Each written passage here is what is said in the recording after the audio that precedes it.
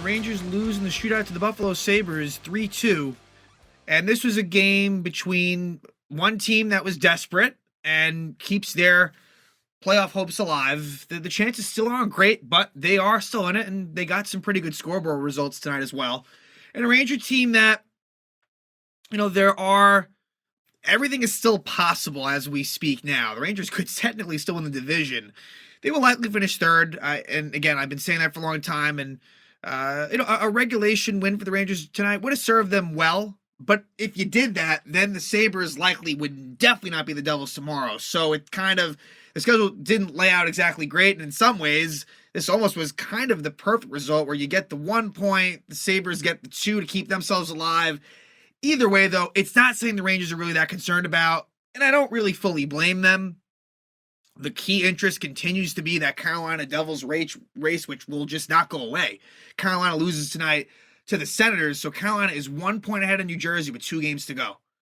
And that is going to go down to the last day, most likely, unless Buffalo does beat the Devils tomorrow. But for the Rangers, Ryan Lindgren wins the Stephen McDonald Extra Effort Award. And yet again, he just always, it's because of his style of play.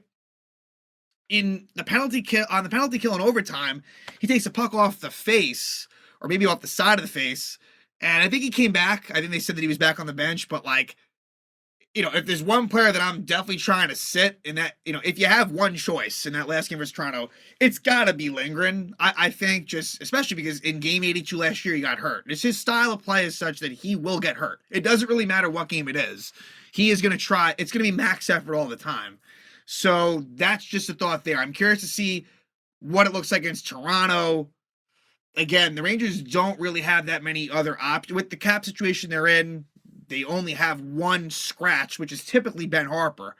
But I guess don't be surprised if it's Lindgren. Maybe they go in a different direction. But you just want to come out of these games healthy. They seemingly did. Again, the Lindgren thing was a bit of a scare, but I don't think it was anything.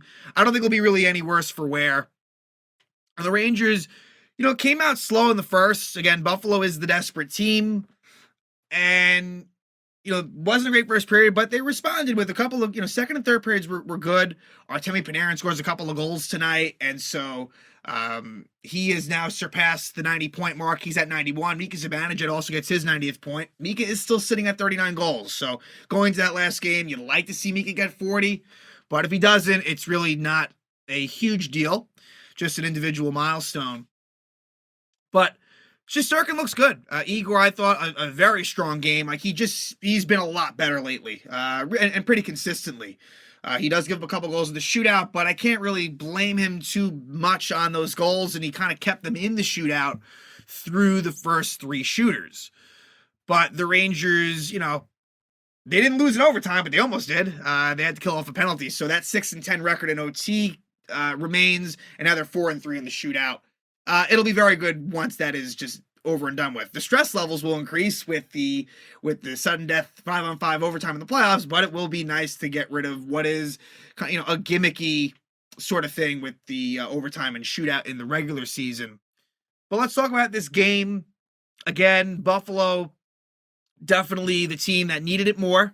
Devin Levi seems like a pretty good goalie, and you wonder if Levi had been in net all year for Buffalo, there's a decent chance that they would have been a playoff team. This is a team that you go into next season, a lot of people will be predicting that Buffalo makes the playoffs.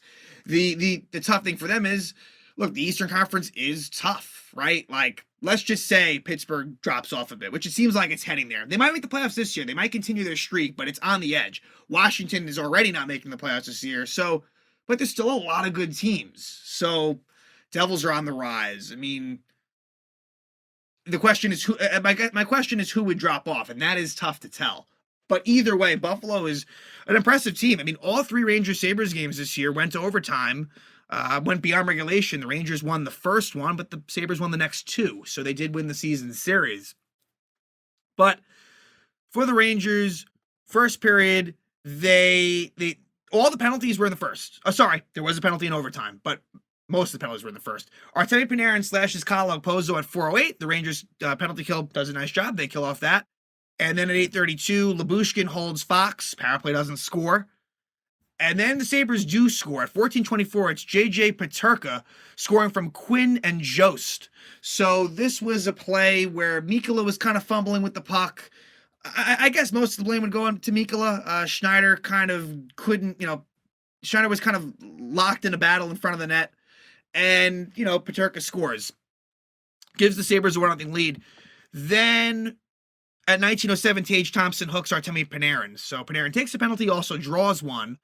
And the Rangers would eventually score on this power play. And there wasn't a whole lot of time left on it, but they do score. This was a rush play. The Rangers had actually iced it, and Zibanejad wins the faceoff, and Panarin eventually scores.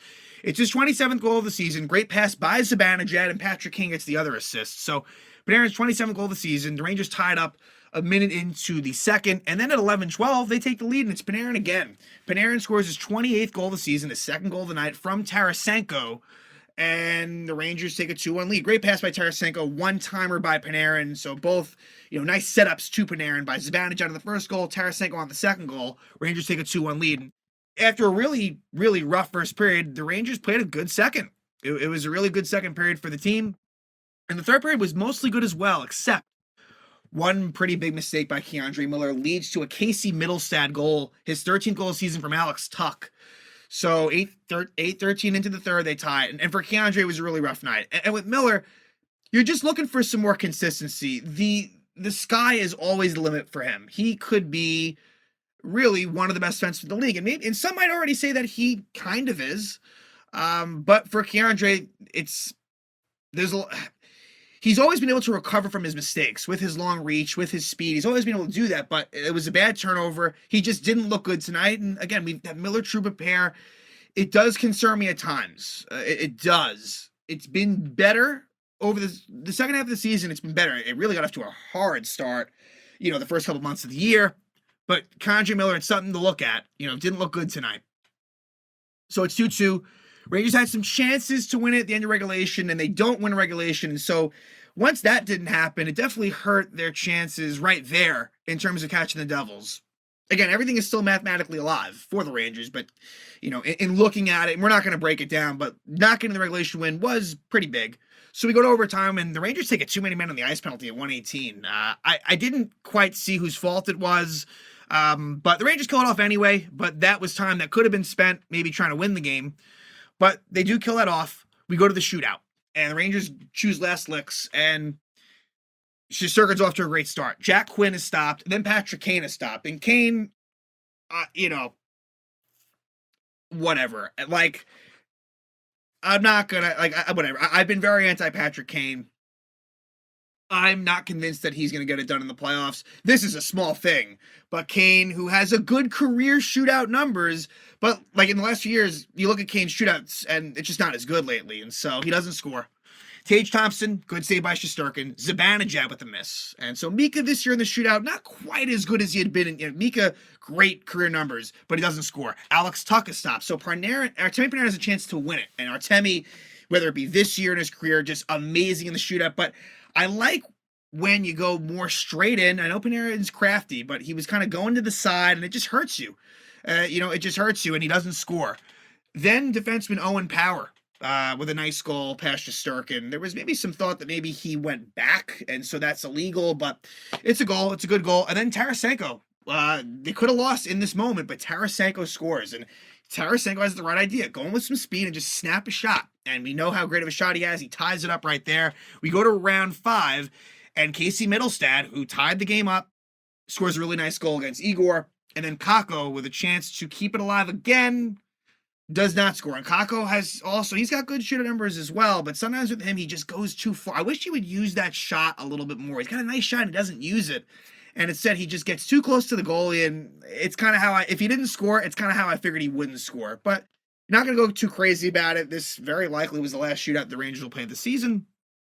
The Rangers lose. Their record is now at 47-21-13, 107 points. So they will not match last season's point total, which, again, I believe was at 110 points. I just want to confirm that.